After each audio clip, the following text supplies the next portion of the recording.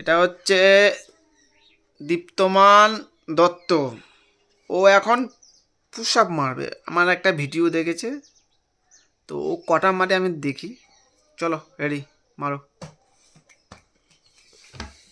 1 2 3 4 5 6 7 8 9 10, চলো 11 12 13, চলো চলো হবে 14, চলো হাসো না, মারো 14, মারো 15, চলো আর 5টা মারো 16 17 18, আর দুটো হবে 19, আরেকটা লাস্ট 20।